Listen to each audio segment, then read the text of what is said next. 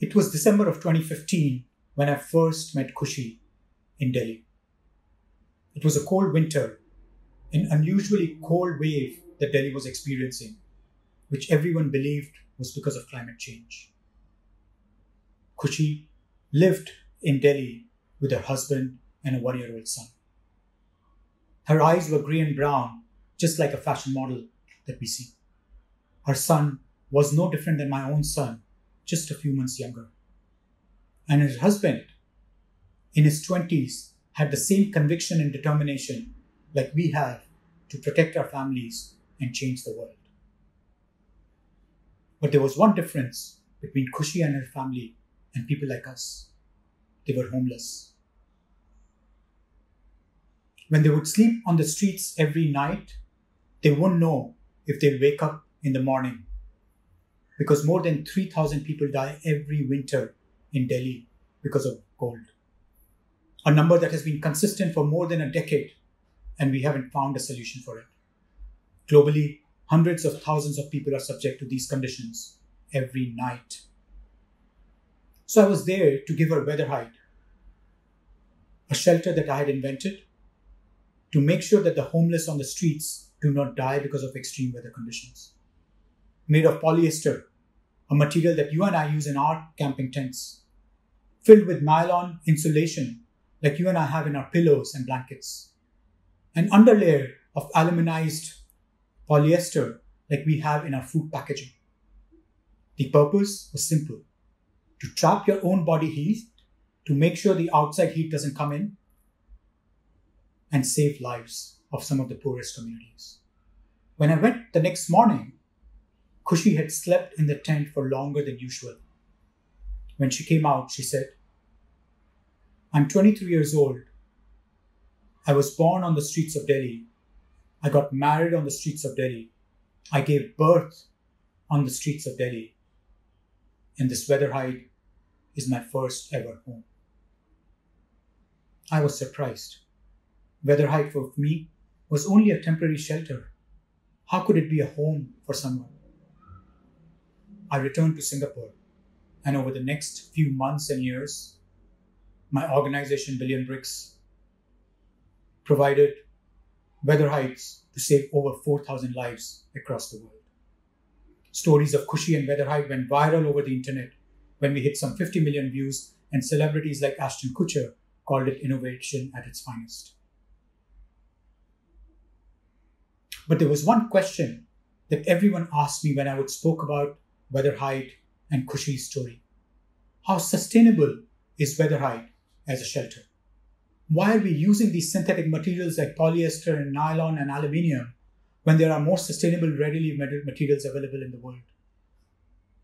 Why can't we solve carbon issues, climate change issues, waste issues while designing these weather hide shelters?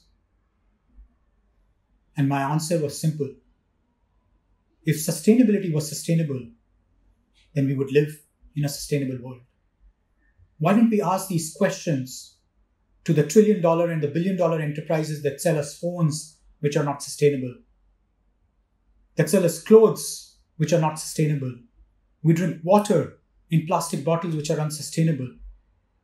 But we want to ask that question to some of the poorest people in the world when we are trying to save their lives? Climate change is reality. We need to worry about it and we need to do something about it.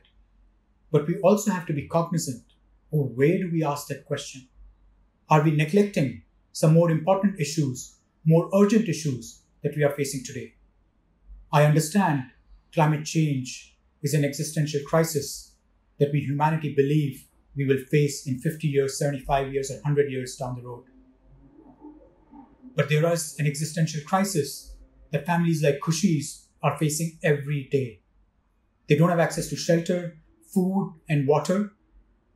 And how much of billions of dollars of money we've kind of transferred towards climate change. The conversations in schools, in our corporate environments, in forums like this are all around climate change. We've pulled the world together on climate change while we've not found solutions to some of the more critical problems that we are facing. Think about ourselves. If we are on the streets, would we first think about saving our lives or getting a solution which is sustainable? These are questions that are important to answer as we build more and more capacity on climate change. What kind of energy we are using? Are we giving up our SUVs and not buying them and waiting for the right solution to come in the future? But I knew that I can ask these questions, but the market does not change. People's opinions take very long to change. So I had to ensure that the 100 million people for whom Weatherhide was designed will not receive these Weatherhides anymore.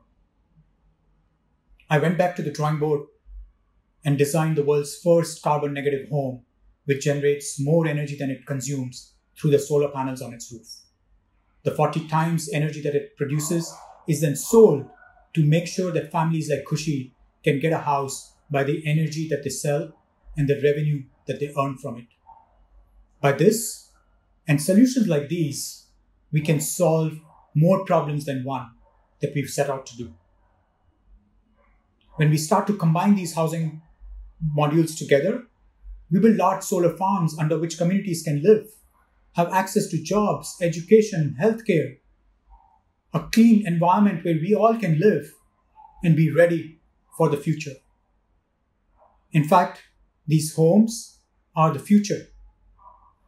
If we succeed, the poorest of the poor will have access to better homes, more sustainable homes that you and I live in. So the idea is to leapfrog the humanity into a more sustainable future without compromising on today's needs. And that's where we need to think about solutions when we have conversations on things like climate change. Let's not forget the urgency of the work that we need to do. Let's not digress from what we are set out to do just because climate change is something that we believe in more and more than shelter, food, and water.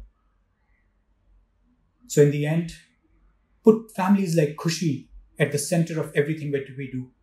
Climate change is a problem that we have created, the rich people, and we know the solution for it. COVID has shown us that if we shut down our travel, our world, the environment can heal itself. But we don't have a solution for shelter, water, and food. So let's think about solutions that are not out there, which are more urgent, are needed today, and save lives of people like Khushi first before ourselves. Thank you.